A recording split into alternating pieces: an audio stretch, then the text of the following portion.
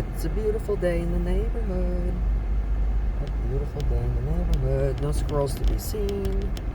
No squirrels to be seen. What else is new? But today is the last day of the year for 2024, and this will be my last hunt.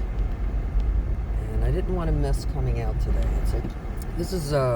To me, this is a really special time, especially for these woods, because we only get a short period of time between October 1st and December 31st when we're allowed to drive our cars through here. And then after tonight, or at least in the next couple of days of the new year, one of the rangers or the Encon cops will come along and they'll lock it up.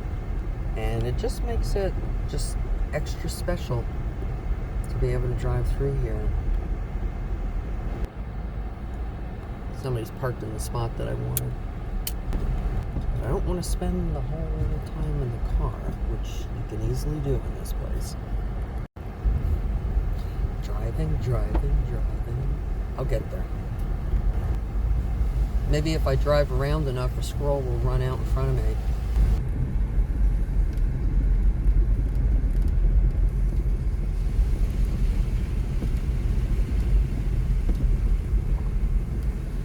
One thing I've been wanting to do is to show how I set myself up to go hunting in the woods. And the reason for this is because I would like to think that there are a lot of women out there who maybe have never hunted, or they thought about hunting, or they used to hunt and they want to hunt again. And I'm hoping to inspire. And especially for those women who might be new to this, I would like them to know that this is not difficult, not hard at all. So what I'm going to start with is what I'm wearing.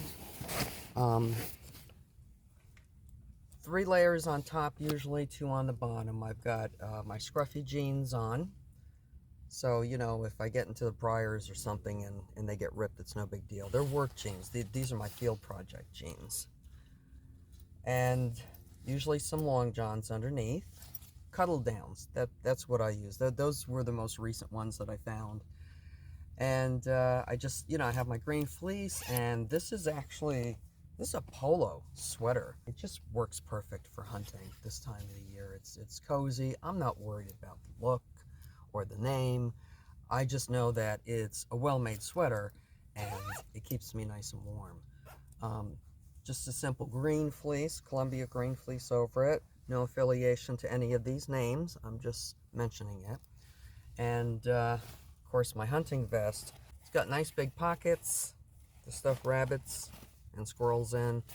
I used to be full out to here back in the day. But not too much of that happens anymore. Toilet paper. Of course, if you go to the bathroom in the woods, don't bury it.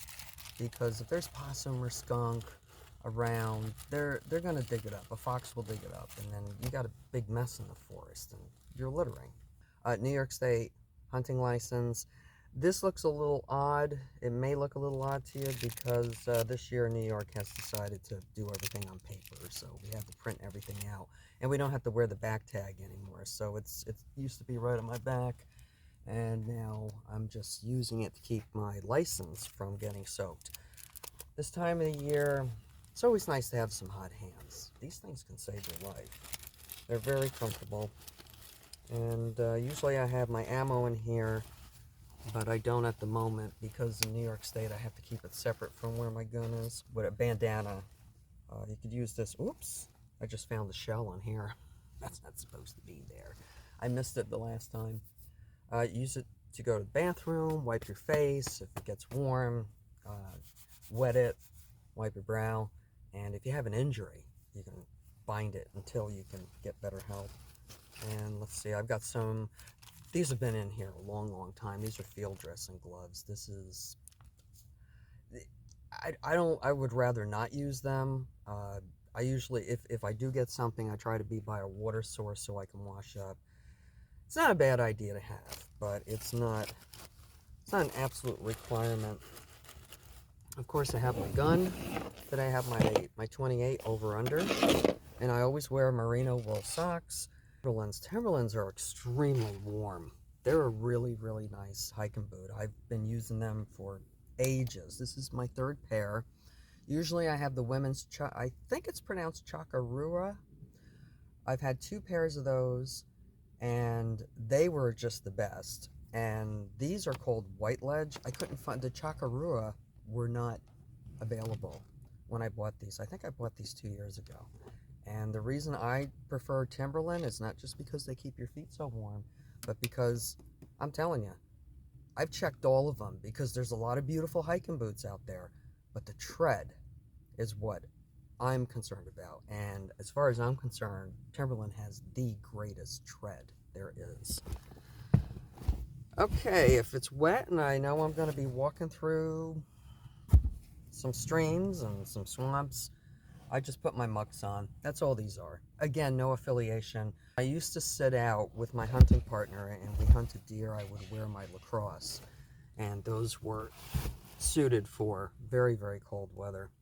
And that's it for right now. You know, it's pretty warm. If I'm going to go off, and I think I'm going to sit for a while, I have my backpack with a pad, and I have fire starter in case something goes wrong out there, another toiletries set, pruning knife in case I need it to make a splint for myself or something. Let's hope that doesn't happen. That's no laughing matter. It can happen, but you got to be careful.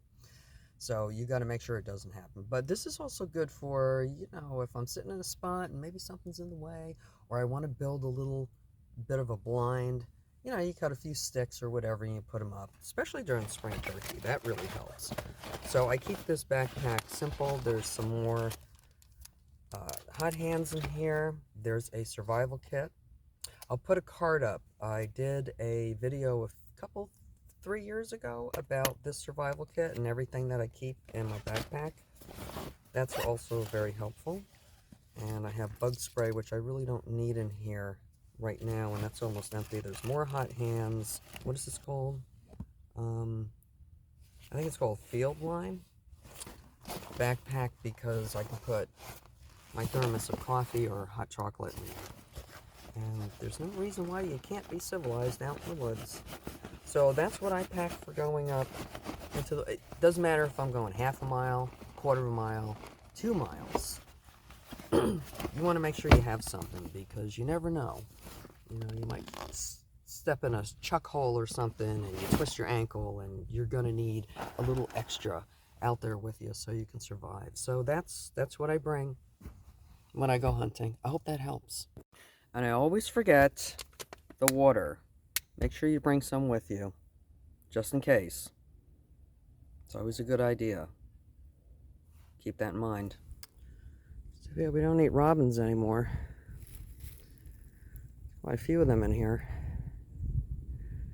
We used to, but Audubon stopped that. As abundant as these robins are right now, it used to be the same thing for the squirrels at one time. I just keep chasing the same flock further away.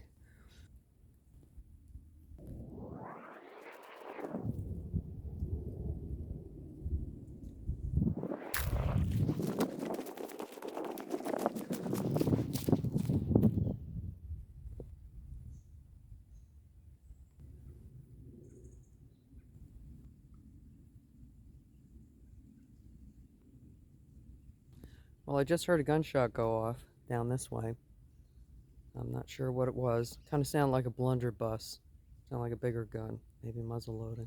I just wanted to show you something. I'm wearing my boots today, and surfaces like this, if you're a newbie to this, do not walk on that.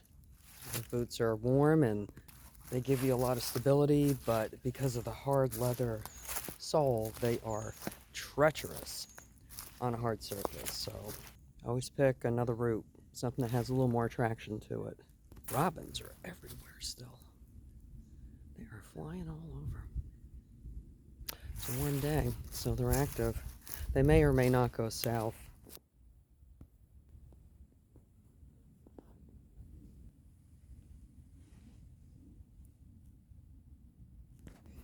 Well, I just saw one female squirrel way up over there. by those cedars and say what you want. But I'm going to let her go because it's the only one I saw. She was a big fat female too. And the reason I'm doing that is because of the overhunting. And like I've said in many videos before, I've seen a significant decrease in the gray squirrel population. So if that's a nice big female, and part of her being big is that she's pregnant, then let her have babies. My first thought was, wow, she's going to be great in the frying pan, but then I thought about the propagation, and say what you want, but that's the way I hunt. I got a freezer full of food. I'm really out here for peace of mind, but that's the way I play it. And except for that one big fat female gray squirrel, there's nothing else going on besides the robins. Perfect day.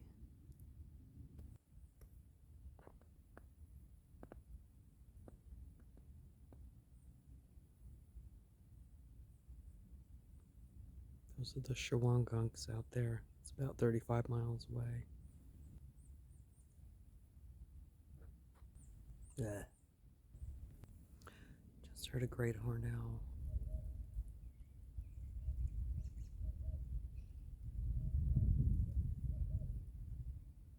Hear him? I had a dream last night that I shot something. And when I walked up on it, it was a coyote. It's probably all those trapping videos I watch.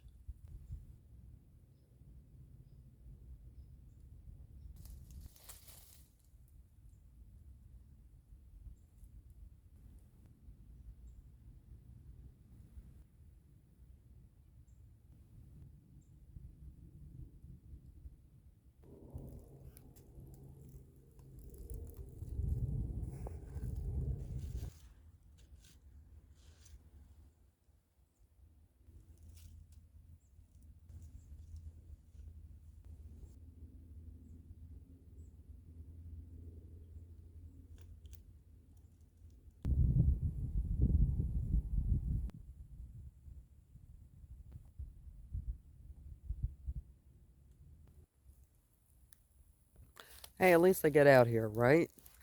And I'm not sitting at home. Well, I hope you enjoyed the video. Not much to show you except the beauty of the woods. And it's kind of an ASMR effect. Thanks for joining me, folks, and have a very happy new year. I wish you all the best, and thank you so much for all your support. Bye-bye now.